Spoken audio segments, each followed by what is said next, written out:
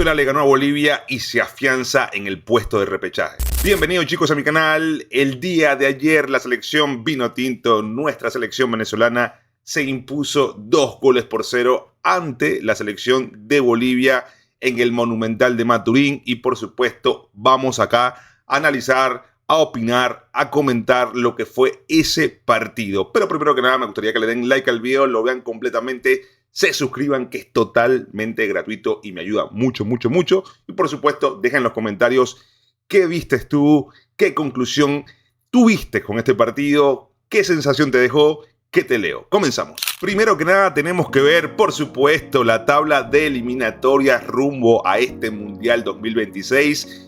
Y así se encuentra hoy en día la tabla de posiciones. Argentina holgadamente ya se llevó estas eliminatorias con 34 puntos, Ecuador con 24 en la segunda plaza, tercero Paraguay con 24, sorpresiva Paraguay de Alfaro, increíble lo que ha hecho, Brasil en el cuarto puesto, Uruguay en el quinto puesto con 21 unidades, Colombia en el sexto puesto con 21 unidades y le sigue Venezuela en el séptimo puesto con 18 unidades y se estaría quedando en este preciso momento con ese puesto de repechaje si terminarían las eliminatorias hoy mismo. Bolivia en el octavo puesto con 4 puntos, le sacamos 4 puntos de ventaja a la selección boliviana. Perú en el noveno con 11 y de último en la cola de la tabla Chile con 10 puntos. Importantísima la victoria que obtuvo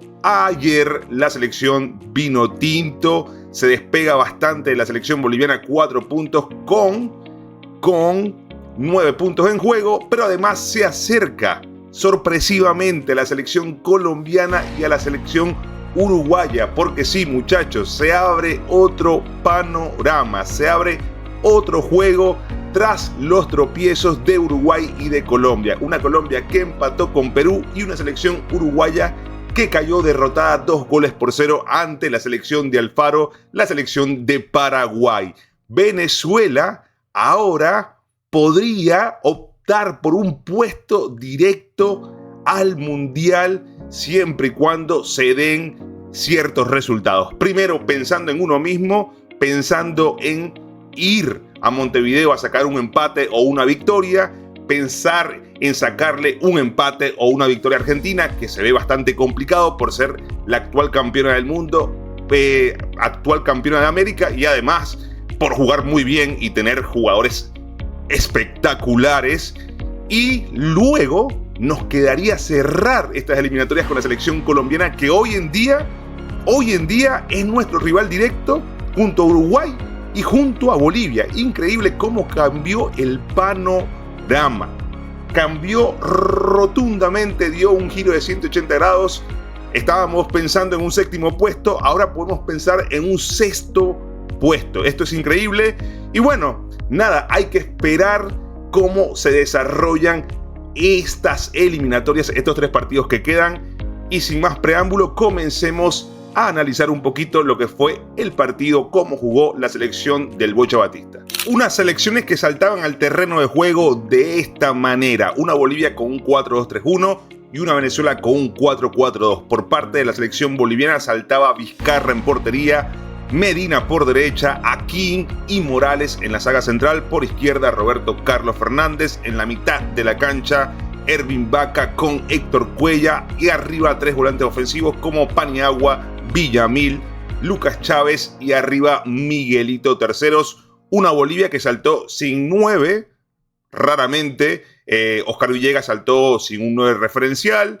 Esto realmente no preocupó tanto a la defensa venezolana. Pensé que sí lo podía hacer por no tener un referente en ataque, pero la verdad que Bolivia se diluía en 3/4 de cancha.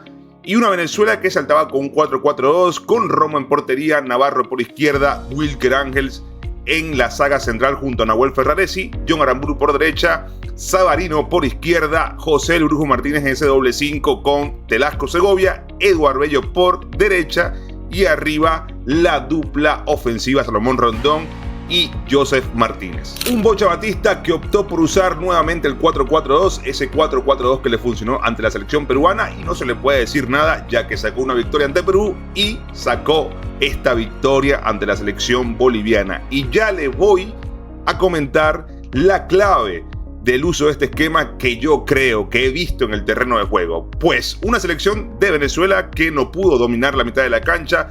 No fue suficiente esa dupla Telasco-Segovia, José el Brujo Martínez. No pudieron con ese tridente en el medio campo de la selección boliviana que dominó, no digamos que a placer, pero sí dominó la mitad de la cancha en este encuentro, pero que en tres cuartos se iba diluyendo porque no tiene recursos realmente la selección boliviana, no tiene herramientas para construir, para gestionar, para asociarse. No tiene mucho juego ofensivo realmente la selección boliviana. Apelan siempre a transiciones rápidas. Creo que complicó un par de veces a la selección venezolana, a la defensa venezolana, cuando la encontraba bastante adelantada. Hubo un trazo largo que le cayó a Paniagua, que casi complica a la selección de Venezuela tras ganarle las espaldas muy bien a la defensa venezolana, que estaba totalmente desorganizada. Pero en realidad no hubo tanto peligro de la selección boliviana. Más allá de eso, fue un partido bastante espeso, bastante trabado, un poco fastidioso realmente, pero que obviamente las emociones estaban a flor de piel porque era una final que se estaba jugando Venezuela. Si perdía, prácticamente se despedía de lo que era esa opción de quedarse con el séptimo puesto de rumbo al Mundial 2026. Como ganó, siguen vivas las esperanzas y, como le decía, ahora puede también optar por un puesto directo. Una selección de Venezuela que no pudo controlar el partido del todo, no pudo controlar tampoco el balón. Un juego ofensivo también bastante espeso que, como les dije yo anteriormente, si jugaba con este esquema iba a depender muchísimo de lo que hicieran sus volantes por fuera, tanto Savarino en este caso como Eduardo Bello. Lamentablemente no tuvieron un grandísimo partido ambos jugadores. Hubo muy poco desequilibrio por las bandas. Creo que lo mejor de Venezuela fue su ataque o su delantera, digamos, Salomón Rondón y Joseph Martínez. Un Joseph Martínez que se complementa muy bien con Salomón Rondón. Y acá es donde yo creo que está la clave de este esquema del Bocha Batista. Con la presencia de Joseph Martínez, Salomón Rondón se ve un poco más libre. Cuando Venezuela juega con un 4-2-3-1, si bien es cierto Venezuela tiene más poblado el medio campo, tal vez es un poco más fluido el juego de Venezuela, pero Salomón Rondón prácticamente queda maniatado porque lo referencian muy bien los dos centrales del equipo rival, y si quiere el volante defensivo se hunde un poco y ya son tres jugadores que estarían referenciando a nuestro delantero Salomón Rondón. En este caso son dos delanteros, uno más móvil, con más movilidad en el frente de ataque como Joseph Martínez, y evidentemente hay un poco más de preocupación. Salomón Rondón se encuentra un poco más libre, más liberado también, y tiene ese uno contra uno con el defensa de turno, y ahí Salomón Rondón puede hacer la diferencia. Entonces está esa dicotomía de qué necesita la selección venezolana. Un 4-2-3-1 para mantener el balón en los pies, para fluir mejor en el juego, para que se asocien mucho más los volantes, y de esta manera Venezuela poder controlar un poco más el partido, pero así Salomón Rondón se verá un poco más solitario y obviamente más complicado de que llegue el gol. Por otra parte, un 4-4-2 que prácticamente renuncia a la tenencia de balón, un 4-4-2 que te complica que domines la mitad de la cancha, pero que al mismo tiempo tiene como ventaja un Salomón Rondón más libre y que lleva un poco más de peligro al área contraria. Entonces, yo creo que depende del partido. Ayer no se jugó bien, es cierto, mucha gente critica eso, mucha gente está descontenta, inconforme, que a Bolivia se le tenía que ganar y jugar bien, que estábamos en casa, que teníamos que golearla, y yo comparto eso. El Lau que analiza o que le gusta analizar partidos comparte eso, porque creo que Venezuela puede desplegar un mejor fútbol, pero el Lau hincha apuesta por ganar como sea, y como sea, ¿por qué? Porque solo quedan 3 fechas. Y si Venezuela durante todas estas eliminatorias no trabajó ese fútbol que tanto quiere el Bocha Batista y que queremos nosotros. Si Venezuela no ha podido todavía encontrar su fútbol, yo creo que no es el momento. Ya pasó, se hizo las críticas que se tenían que hacer, pero no es el momento, porque ahora la prioridad es ir al Mundial y hacer historia. Que Venezuela por primera vez vaya a un Mundial de fútbol, y para mí tenemos que ir de cualquier forma. Hoy las formas creo que no importan mucho, como dijo Salomón Rondón: si voy a jugar así, feo, poco bonito, pero me llevo 3 puntos a casa, dámelo siempre. Y es cierto, dámelo siempre. Si vamos a escalar en la tabla de posiciones jugando de esa forma, dámelo siempre, porque es cierto, ante Uruguay se jugó muy bien, merecíamos ganar y no lo hicimos, porque es que el fútbol no se trata de merecimiento, lamentablemente. A veces el que juega muy bien, el que despliega un buen fútbol, no siempre gana.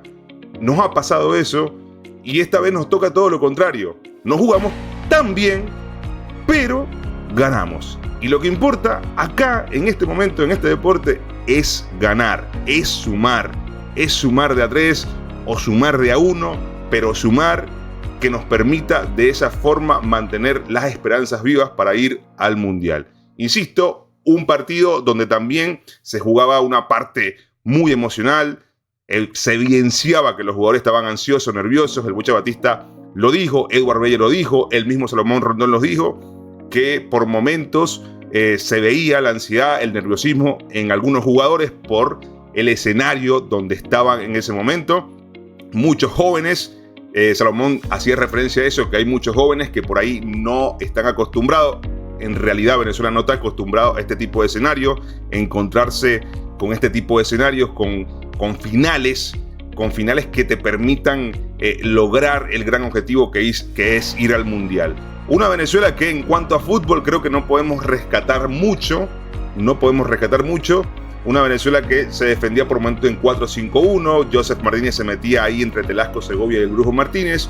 Una defensa que estuvo bastante bien, una delantera que estuvo bastante efectiva. Las que tuvo las metió, en este caso Salomón Rondón, y por supuesto ese autogol que condicionó desde un principio el partido. Una Bolivia también que nos ayudó muchísimo con ese autogol en el minuto 5. Creo que eso fue un punto de quiebre para Bolivia y un punto de inflexión para la selección venezolana. Haciendo un análisis uno por uno, tenemos un Rafa Romo que estuvo bastante sólido y las veces que fue exigido respondió muy bien, muy sobrio Rafa Romo bajo los 3 palos. Luego un John Mikel Aramburu que tuvo un partido bastante correcto, tuvo algunas proyecciones, tuvo una ocasión clara de gol que le deja a Savarino frente a la arquería, pasa por muy poquito cerca del palo derecho del arquero Vizcarra. Un John que, si bien es cierto, no ha tenido las actuaciones anteriores que deslumbraban, pero realmente siempre con carácter, con gallardía, y se evidencia también lo que decía Salomón Rondón, por ahí en la juventud pasa un poco de factura en este tipo de escenario. Después Nahuel Ferraresi, también bastante sólido, ahí resguardando las espaldas de Wilker Ángel, un Ferraresi que se nota que está jugando como lateral derecho en Sao Paulo, con trazos largos, con intención, buena salida. Nahuel Ferraresi, bastante sólido también en la línea defensiva. Wilker Ángel también, un gran partido de Wilker Ángel, a pesar de comenzar los primeros minutos un poco flojo. De hecho, pensé que iban a sacar a Wilker Ángel porque estaba Christian Mancún calentando en la línea. Estaba calentando Christian Mancún, había hecho como un gesto de cambio, pero realmente terminó el partido. Luego un Miguel Navarro también, que estuvo bastante correcto, bastante sólido, no tuvo mucho trabajo. Miguel Terceros no tuvo su partido.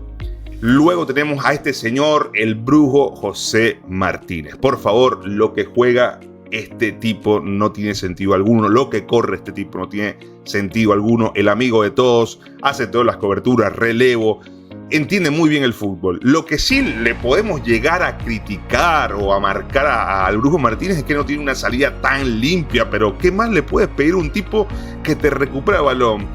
hace coberturas, intercepta, corre, se mete donde nadie llega, hace de todo, traslada, la toca, se mete por todos lados del terreno de juego. Es increíble lo que corrió, lo que jugó este señor.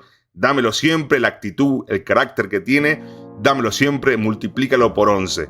Luego Telasco Segovia, un Telasco Segovia que realmente tuvo un buen partido, un partido donde jugó como un 8, se le exigió retroceso, tuvo recuperaciones muy interesantes, también fue el que intentó tratar de conectar esa mitad de la cancha con la línea ofensiva, pero la verdad es que es bastante complicado en un esquema así, vuelvo y repito, un 4-4-2, donde los extremos estaban un poco desconectados en ofensiva, no había mucha conexión, pero el único que intentaba tratar de conectar era este señor, siempre mostrándose como válvula de escape para dar salida desde atrás, siempre tratando de encontrar, asociarse con los jugadores de arriba, y creo que fue el que más trató de generar peligro en ataque, o por lo menos de crear ocasiones de peligro asociándose con los jugadores de arriba, tanto los volantes como los delanteros. Luego tenemos a Eduard Bello, un Bello que no me gustó mucho el partido realmente, más allá del pundonor, el ímpetu, la garra, el correr, pero más que eso, en ofensiva no aportó prácticamente nada. Creo que además de correr también hay que ofrecer un poco de recursos, de buenos centros, de desbordes, y Eduard Bello no lo tuvo. No pasa un buen momento Eduard Bello en cuanto a lo futbolístico, también viene de una lesión, creo que duró mucho tiempo en el campo. Luego tenemos a Savarino, un Savarino que también quedó a deber, un Savarino que todavía no logra dar ese golpe sobre la mesa, de mostrar el Savarino que realmente sabemos que es, ese Savarino protagonista, no lo pudimos ver. Luego Joseph Martínez. Acá tenemos un jugador interesantísimo y es el que para mí le permite a Salomón Rondón tener más aire, más respiro, más ocasiones de concretar un gol. Un Joseph Martínez que sale del área, arrastra marca, preocupa la defensa y que adopta muy bien su rol de segundo delantero. Es increíble cómo se asocia con Salomón Rondón y cómo se entienden. Se bajaron mutuamente muchísimas pelotas entre ellos. Y bueno, creo que este jugador es la clave de las victorias de Venezuela, más allá de que no ha convertido gol. Creo que es la clave porque es el que permite que nuestro referente en ataque, como Salomón Rondón, nuestro goleador, que creo que acá ya no podemos dudar de la calidad de Salomón Rondón, tenga un poco más de opciones. Y por supuesto, Salomón Rondón, el goleador. ¿Qué les puedo decir de Salomón Rondón? Creo que ya no le podemos poner otro calificativo, sino leyenda, crack, gladiador, histórico, ¿no? No sé qué le podemos decir más a Salomón Rondón. Realmente nos llena de orgullo el delantero que es Salomón Rondón, pero al mismo tiempo nos preocupa porque no hay un sustituto de Salomón Rondón y eso es peligrosísimo para la delantera vinotinto. Así que nada, esto fue todo el video del día de hoy. Espero que les haya gustado. Una Venezuela que necesita mejorar, sí, por supuesto, pero que hoy en día lo que se necesita prioritariamente es ganar. Y vamos con toda la ilusión de ir a sumar de a 1 o de a 3 en Montevideo. Dale like si te gustó, compártelo, suscríbete y deja en los comentarios qué te pareció este partido ante la selección boliviana. Te leo.